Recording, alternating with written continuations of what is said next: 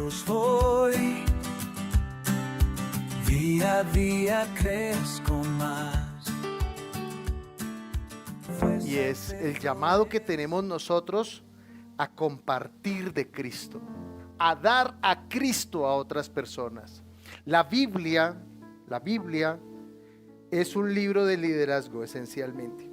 La gente piensa que la Biblia es un libro religioso, pero si usted mira detenidamente el contenido de la palabra y la historia y todas las historias que están en la Biblia, son historias de liderazgo.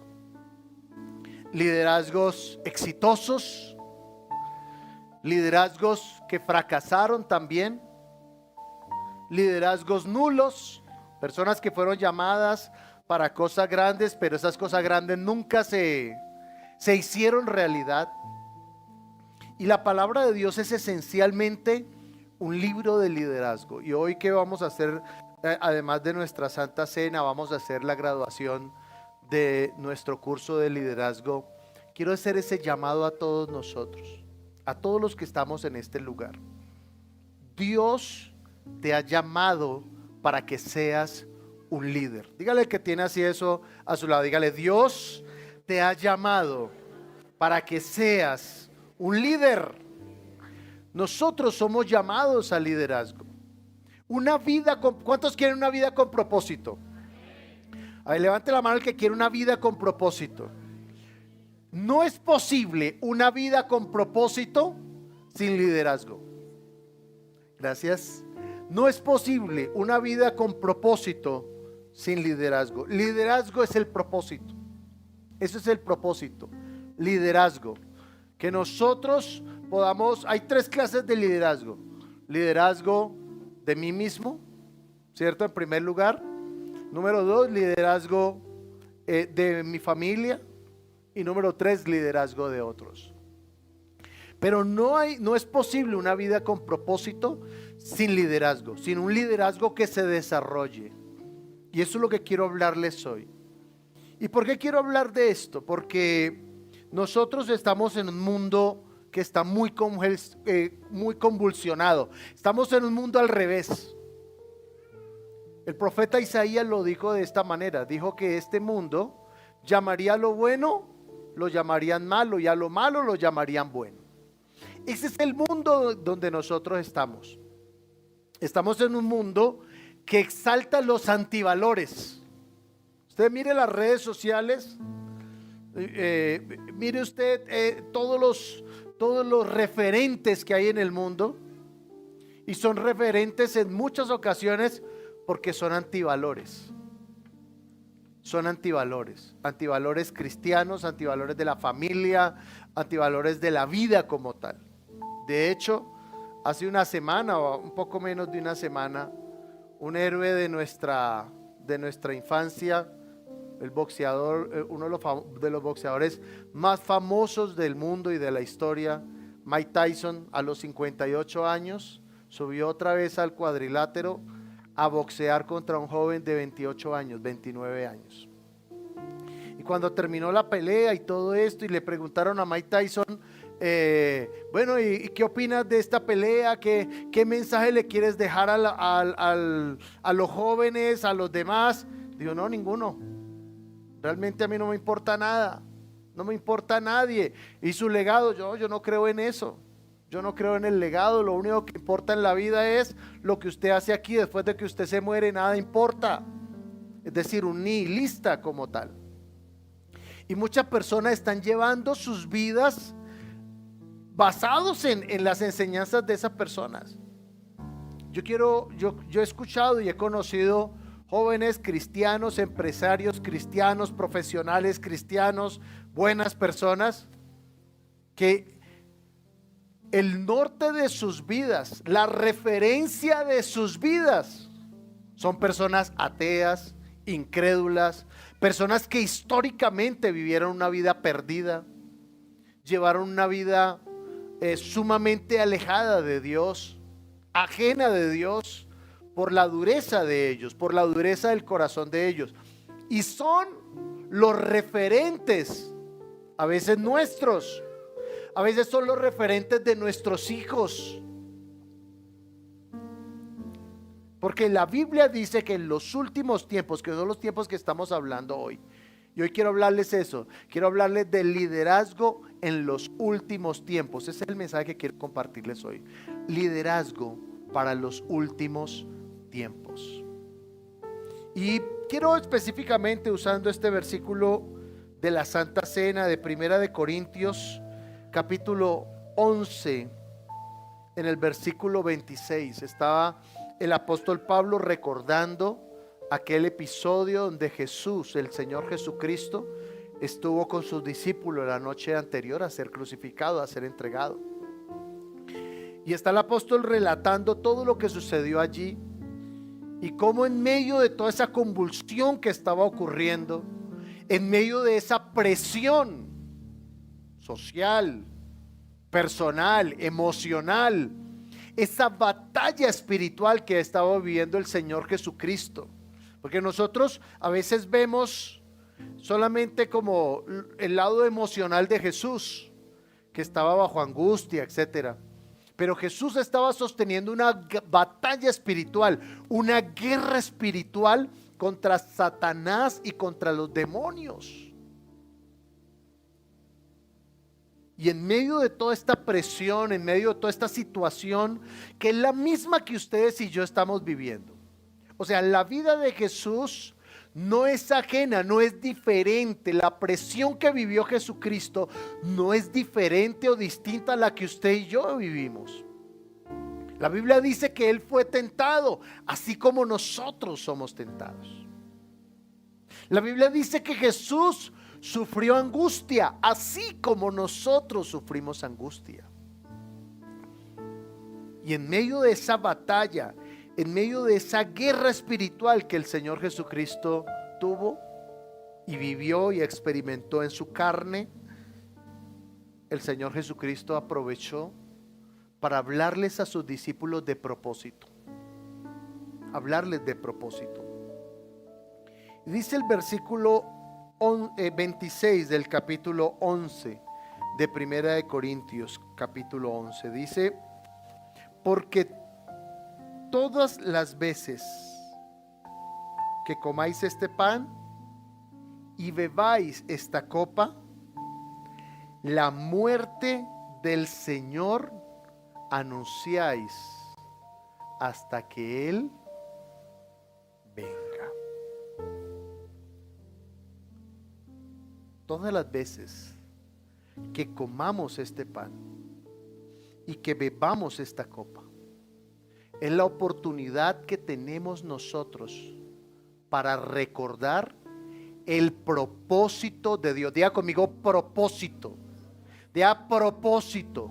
El propósito de Dios con nosotros en esta vida, en esta tierra. Así que tome su Biblia, su celular, y diga conmigo: esta es la palabra de Dios. Y yo la creo.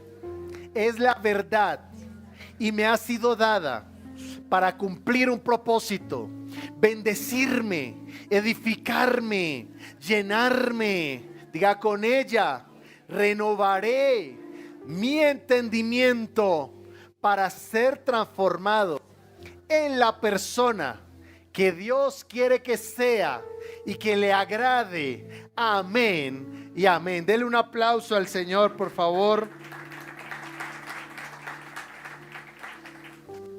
Y Billy Graham dijo esto.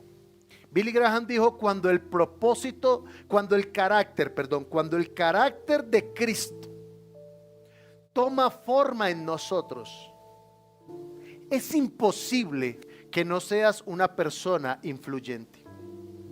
Escucha lo que dijo. Dijo: es imposible que cuando el carácter de Cristo toma forma en nosotros, es imposible que no seas una persona influyente. Porque en este pasaje, en este versículo, a diferencia de Mike Tyson, que decía: no, después de la muerte no importa nada, ya nada importa.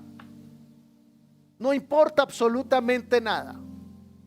A diferencia de eso, Jesús, sabiendo que esa noche iba a morir y sabiendo todo lo que iba los días subsiguientes, que no vamos a hablar de eso ahora, después de la crucifixión de Jesús en la cruz, que iba a descender a los infiernos, que iba a cargar en la cruz nuestros pecados, nuestras maldiciones.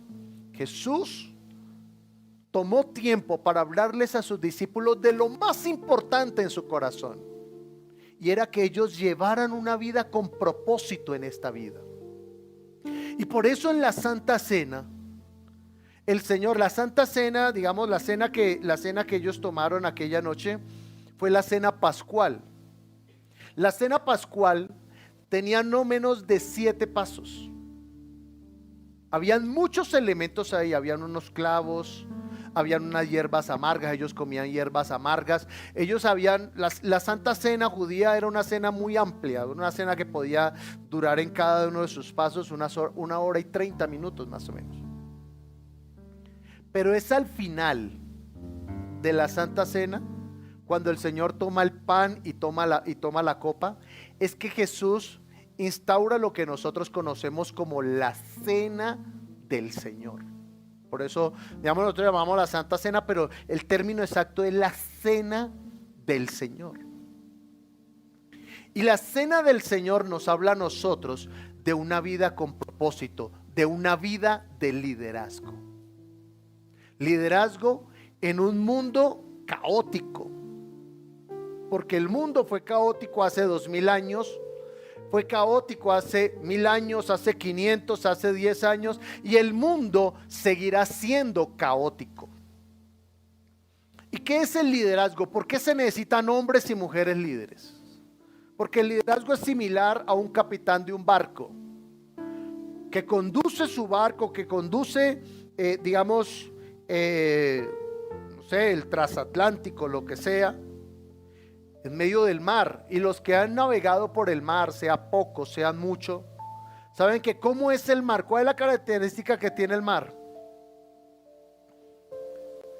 Que el mar tiene olas. Por el mismo movimiento de la tierra tiene olas. Y hay olas grandes, hay olas medianas, hay olas pequeñas. Hay tempestades en el mar. Hay mares que se conocen como mares tranquilos, pero el mar realmente no es tranquilo. El mar es caótico. Y en medio del caos, en medio de esas olas que golpean con firmeza a los barcos, que siempre son pequeños, el capitán debe guiarlo. Debe guiarlo, porque el capitán tiene un propósito. ¿Y cuál es su propósito? Llegar a un puerto seguro.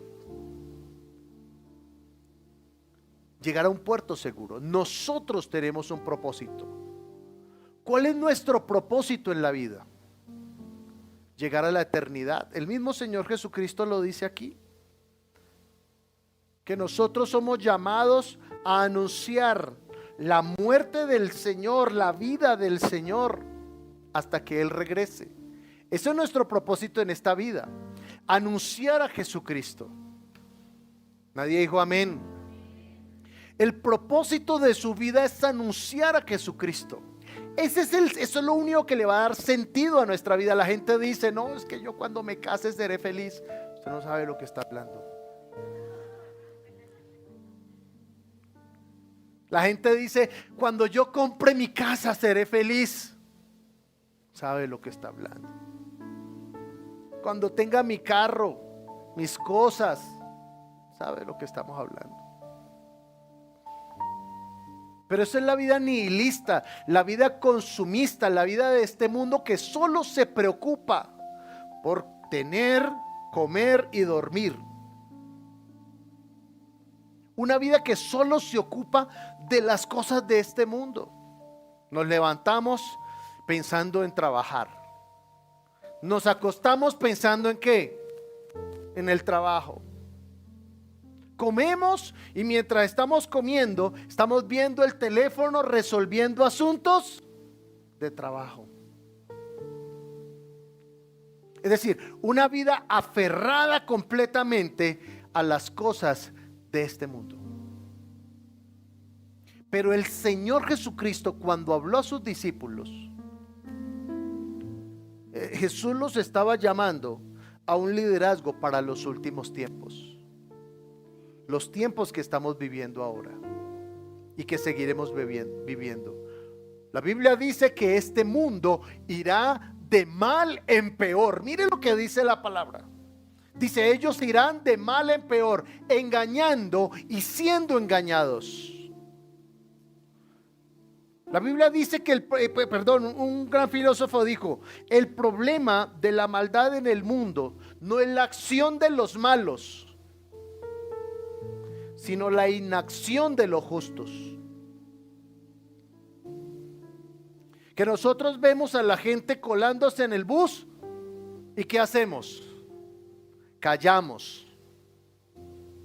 Que nosotros vemos a alguien robándose algo y ¿qué hacemos? Callamos. Que nosotros percibimos problemas en familiares, en matrimonios, etcétera, ¿y qué hacemos? Callamos. Hace algunos años leía el libro de un general que estuvo participando en las negociaciones de paz en el gobierno del presidente Santos. Y este general, uno de los generales más prominentes de las últimas décadas en Colombia, decía, mire, nosotros llegábamos ahí a la mesa de negociaciones y entonces los voceros de la guerrilla gritaban, alzaban la voz, se rebelaban, le golpeaban las mesas, golpeaban la mesa y así hacían que nosotros cediéramos. Y dijo esto, dijo, en la sociedad civil no había ninguna persona con un liderazgo, con una entrega, con una pasión por las cosas como la tenían ellos. Y eso es lo que estamos viendo nosotros en este mundo. No se da cuenta que la gente del mundo, los revolucionarios, los ateos, los agnósticos, las personas de filosofía liberal, hablan libremente, se expresan libremente de sus convicciones, así sean mentirosas, engañosas, como sea. ¿Y qué hacemos los cristianos? Callamos. No se da cuenta que hasta la gente que cree en brujería, hasta los que creen en brujería, yo he visto que hay reuniones sociales o reuniones de tipo laboral o profesional, lo que sea, y el que cree en brujería, ¿sabe qué dice? Dice, venga, hagamos antes de empezar, hagamos aquí un rezo. Y hacen sus actos de chamanismo, de lo que sea. Y los creyentes nos da pena decir, venga, porque antes de empezar esta reunión, ¿por qué no oramos? Nos da vergüenza. Nos da temor. ¿Temor a qué? A ser rechazados, a ser juzgados, a que se burlen de nosotros. ¿Cuántas personas en su trabajo saben que usted es creyente? ¿Cuántas personas a su alrededor saben que usted tiene fe en Cristo? El apóstol Pablo dijo esto, dijo, yo no me avergüenzo del evangelio, porque es poder para salvación. Pero a veces nosotros callamos. Vemos a una persona llorando, y si llora una persona, ¿por qué es? Porque tiene problemas, y nosotros que tenemos la respuesta para ellos, ¿qué hacemos? En muchas ocasiones callamos. Y así sucede en las familias a veces. Nuestras propias familias a veces entran en crisis y nosotros, en lugar de hablar de Cristo y decir, venga, aquí lo que hace falta es orar, aquí lo que falta es meternos con el Señor, ¿qué hacemos nosotros? Callamos, esperamos a que las olas le den tan duro al barco que termine hundiéndose. Pero cuando el Señor Jesucristo vino a la tierra, y aún en todo el plan divino, en todo, cuando usted mira el primer hombre creado, Adán y Eva, los primeros hombres, Dios les habló de propósito. Cuando Dios llamó a Abraham, Dios le habló de propósito. Cuando Dios escogió a Moisés, Dios le habló de propósito. Cuando Dios llamó a David, y así podría seguir con todos los hombres de la Biblia, Dios les habló de propósito. Y los grandes hombres de Dios y mujeres de Dios llegaron a hacerlo por su entrega total al Señor. No fue una entrega parcial. No fue una entrega reservada siquiera, sino fue una entrega absoluta. Y cuando usted analiza los liderazgos fracasados, porque en la Biblia hubo liderazgos fracasados, cuando usted analiza detenidamente los liderazgos fracasados, lo fueron porque abandonaron el propósito eterno de Dios. Por eso todo reúne en una sola cosa: propósito. Diga conmigo: propósito. ¿Y cuál es el propósito? Liderazgo. Nosotros somos llamados a ser líderes. Nosotros somos llamados a sustentarnos con la fe de la presencia de Cristo en nosotros. ¿Hasta cuándo? Hasta cuando Él venga. Él le dijo así a sus discípulos. Le dijo: cuando ustedes coman este pan y beban esta copa, tienen que recordar que ustedes son llamados a anunciar la muerte del Señor hasta que Él venga. ¿Por qué sabemos nosotros que el Señor viene? Porque en la Biblia hubo alrededor de 300 profecías que anunciaron a Jesús en su primera venida. Y todas ellas se cumplieron. Y hay más profecías, o sea, con relación a la primera hubo 300. Pero hay más profecías que anuncian la segunda venida del Señor que las que anunciaron la primera. De hecho, esa doctrina del regreso de Jesús fue una doctrina apostólica. Cuando usted revisa las cartas de Timoteo, de Tito, de Filemón, Hebreos, Santiago, primera y segunda de Pedro, primera y segunda, tercera de Juan, todas, el libro de Apocalipsis, los evangelios, Mateo, Marcos, Lucas, Juan, los profetas, Isaías, Jeremías, Daniel, Ezequiel, todos ellos hablaron del regreso de Cristo y de la actitud que debíamos tener nosotros. Nosotros sabemos, y miren, lo sabe que es lo tremendo, que el mundo lo sabe, o una parte del mundo lo sabe. Hay una organización a nivel mundial que dicen que llevan como el tiempo, ¿cómo lo podríamos llamar? Como, no sé, donde ellos dicen cuántos años le quedan a la sociedad o al mundo. ¿Sabe qué dicen? Dicen que la sociedad como la conocemos está viviendo el último minuto para que empiece la oscuridad sobre la tierra. Imagínense, y no conocen a Cristo. Ellos lo saben. ¿Por qué? Porque cuentan las especies que se acaban, cuentan cómo se está agotando el agua, cómo la crisis climática está invadiendo el mundo, cómo la misma sociedad se está degenerando, cómo la misma sociedad se está degenerando, cómo los valores se están perdiendo. Ellos miden absolutamente todo, no miden solamente a nivel climático, la naturaleza, sino miden absolutamente todo. Ellos dicen: mire, al mundo como tal no le quedan más, al mundo como lo conocemos, no le quedan más de 100 años, dicen ellos. Dicen: hemos entrado al último minuto en la historia de la humanidad. El mundo lo sabe, o una parte del mundo. Y el Señor Jesucristo hace 2000 años nos dijo a nosotros eso. Nos dijo que Él volvería y que cuando Él volvería el mundo sería un caos.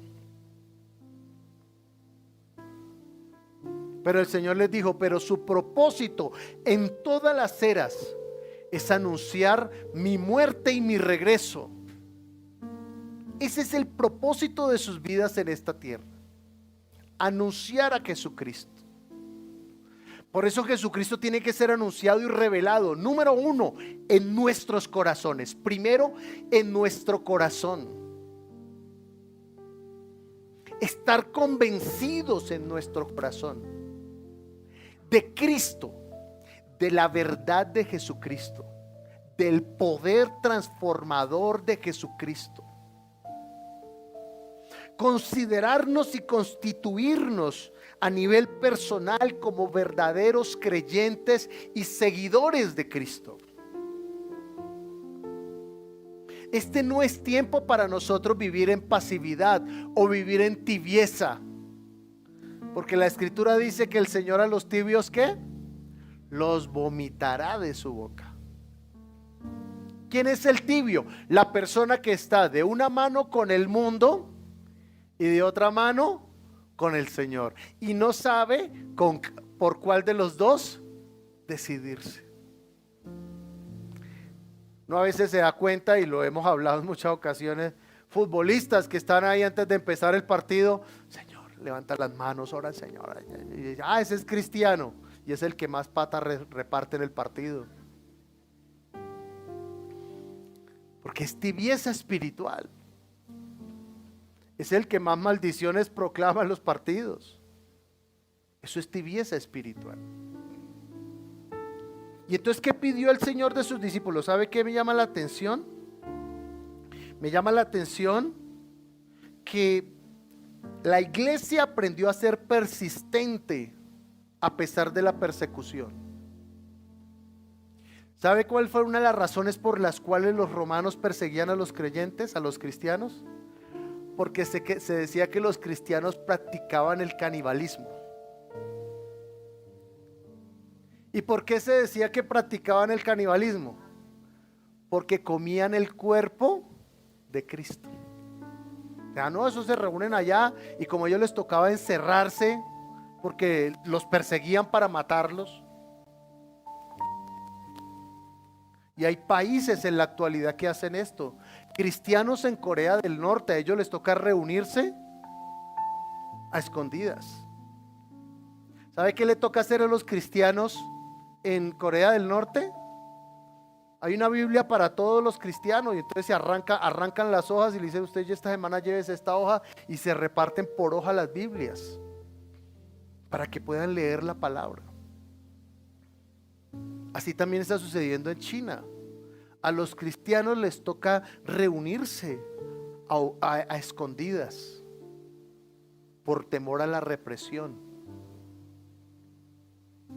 Está sucediendo también en países árabes. Está sucediendo en África, donde muchos cristianos están siendo perseguidos. Pero a pesar de que están siendo perseguidos, su fe no decae. Siguen liderándose a ellos mismos en cuanto a la fe. No se permiten a ellos mismos el volver atrás. Saben que no deben volver atrás. Pero hay gente que por temor a volver atrás no avanzan. No, yo estoy firme con el Señor. Sí, no es suficiente con estar firme. Es necesario estar firme, pero estar ¿qué? Avanzando. Hay gente que por estar pendiente de estar firme no avanzan. No avanzan en su liderazgo de ellos mismos. No crecen espiritualmente. Por eso le estoy hablando de que liderazgo para los últimos tiempos, liderazgo de nosotros mismos, en primer lugar. Liderazgo de nosotros mismos. El salmista lo dijo de esta manera, dijo: mi corazón ha dicho de ti, buscas mi rostro, Señor, tu rostro buscaré. Eso se llama liderazgo de nosotros mismos. Y durante 2000 años la iglesia en el mundo, a pesar de persecución, a pesar de la adversidad, a pesar de las muertes, a pesar de todos los obstáculos, nunca ha cesado de celebrar la Santa Cena. Porque es un anuncio de que Jesucristo vuelve por nosotros. Mis hermanos, nosotros estamos a las puertas de un nuevo año. Y siempre que vienen los nuevos años, nosotros empezamos a establecernos propósitos. No quiero decir que eso esté mal, Empezamos a establecernos propósitos. El año entrante voy a bajar los kilitos que me sobraron en este. El año entrante cambio de moto. El año entrante cambio de carro. El año entrante si voy a viajar. El año entrante voy a comprar apartamento. Bueno, lo que sea, todos los propósitos que nos hacemos. No quiero decir que eso esté mal, pero a nivel espiritual, ¿usted qué se está proponiendo? ¿Usted qué quiere, cómo quiere vivir espiritualmente? Y no solamente el próximo año, sino hasta que Él venga. Porque hay una cosa que ni ustedes ni yo podemos evitar, y es que Jesucristo viene por su iglesia. Jesucristo viene por nosotros. Él dijo: yo volveré. Él dijo: cuando ustedes vean que suceda esto, que suceda esto y que suceda esto, agárrense, porque estoy cerca. Y es lo que nosotros estamos viendo ahora. Nosotros estamos viendo eso ahora. Hace unos 20 años, un poco menos, era impensable lo que dice el libro de Apocalipsis, que el mundo entero se levantaría contra Israel. Eso dice la palabra de Dios. Y hace unos 20 años, tal vez un poco menos, era impensable. ¿Por qué? Porque el mundo siempre tuvo solidaridad con Israel por el Holocausto en la Segunda Guerra Mundial. El mundo entero siempre dijo: no, hay que amarlos, Israel, pobrecitos los que sufrieron. Pero en los últimos 10 años, por la narrativa, no solo de histórica, sino de los ateos, de los incrédulos, Israel se ha vuelto un enemigo. Y la Biblia dice que el mundo entero se iba a levantar contra Israel, que es lo que está ocurriendo actualmente. Esa es una de las señales de la venida del Señor. El mundo entero se iba a levantar contra Israel. Y es lo que está ocurriendo en la actualidad. Justo en esta semana, la Corte Penal Internacional ordenó el arresto del primer ministro israelí. El mundo entero se está levantando contra Israel. Nadie lo puede evitar. Oramos por Jerusalén, oramos por Israel, claro que sí, pero nuestra oración no va a evitar que se cumpla la palabra de Dios. Y la Biblia dice que el mundo entero rodeará a Israel para destruirlo. Y es lo que están viendo nuestros ojos actualmente. Nosotros somos la generación que estamos viviendo eso. El mundo entero se está levantando contra Israel. Estamos a las puertas de la manifestación del anticristo. Estamos a las puertas. La Biblia dice que el espíritu del anticristo ya está operando, ya está en acción. Y ese espíritu del anticristo está operando en el mundo entero. El mundo entero, dice la Biblia, está bajo el maligno. El mundo entero está bajo el maligno.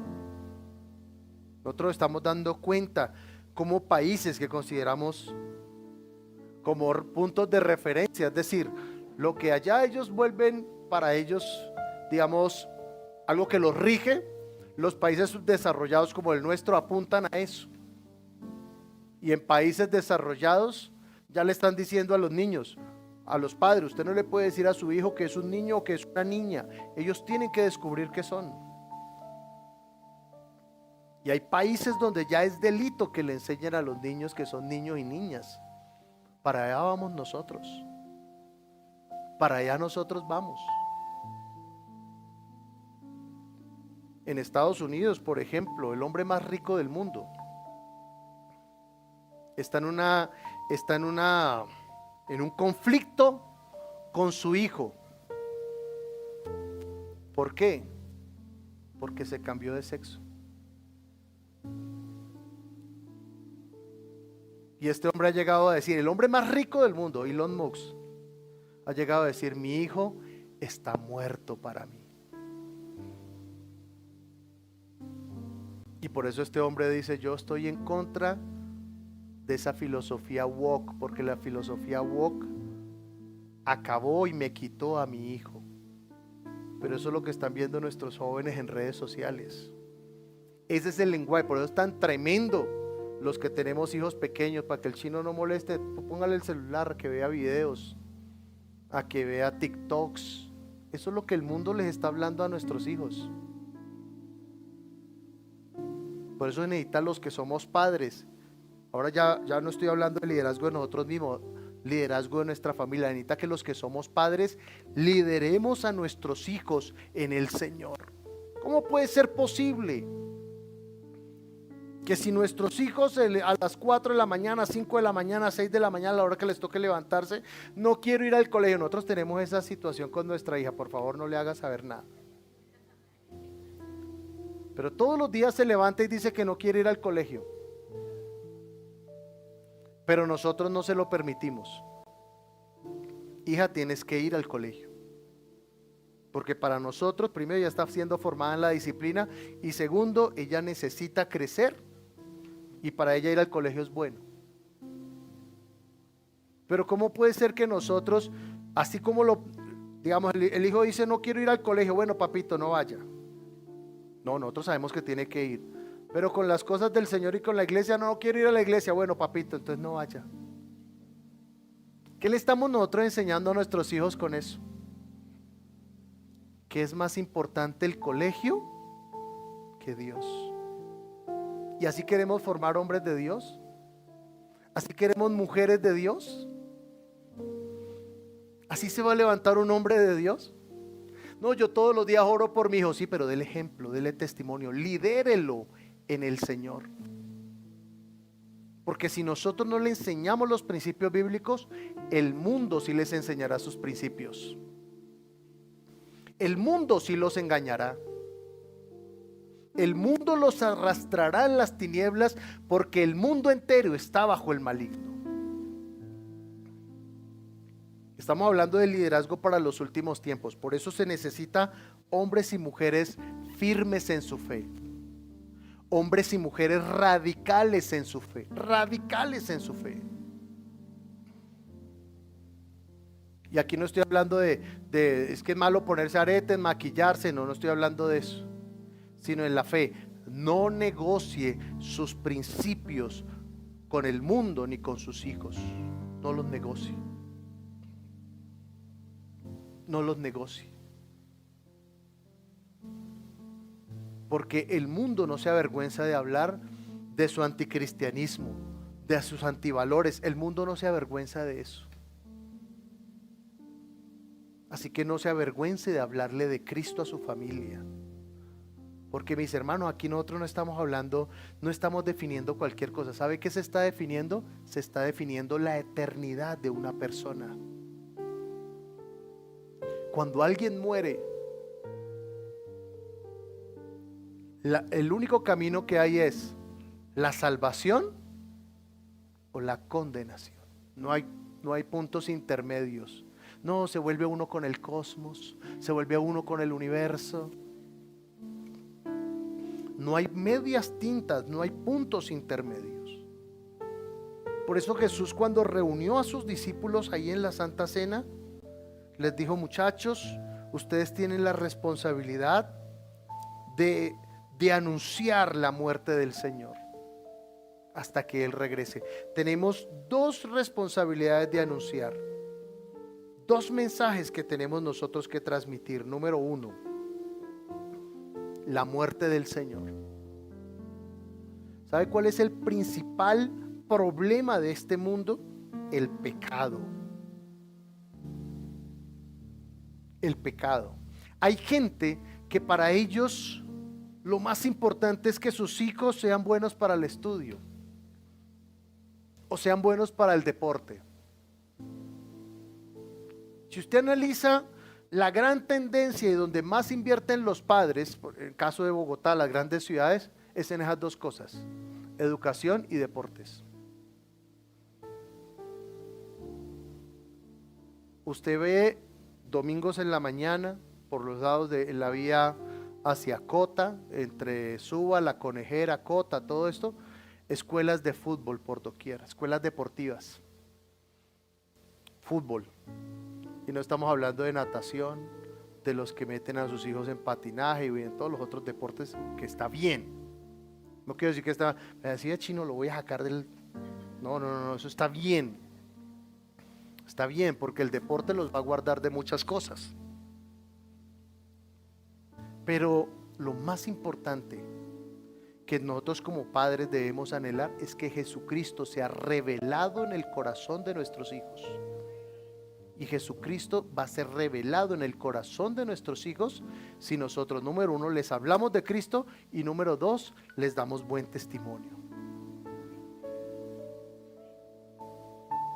Si les hablamos de Cristo y les damos buen testimonio. Hábleles de Cristo, ore con ellos cuando se acuesten. El Señor dijo en su palabra en el libro de Deuteronomio, le dijo a Israel, dijo, estas palabras les hablarás cuando te acuestes, cuando te levantes, cuando vayas por el camino, cuando te sientes a la mesa. Salmo 112. Tenemos la responsabilidad de hablarles a nuestras familias, liderazgo de nuestras familias. Y número 3, liderazgo de otros. Hay gente a su alrededor que se está perdiendo. Hay gente a nuestro alrededor que se están perdiendo, que están muriendo sin Cristo. Hay gente a nuestro alrededor que son esclavos de las drogas, esclavos de la depresión, de la soledad, de la amargura. Hay gente a nuestro alrededor que está acudiendo a la brujería, a la hechicería.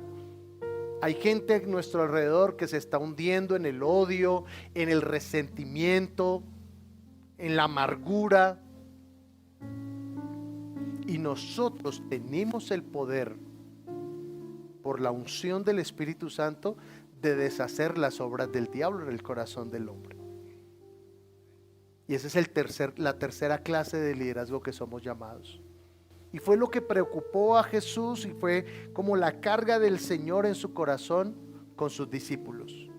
Y ustedes tienen una responsabilidad: anunciar la muerte y el regreso del Señor.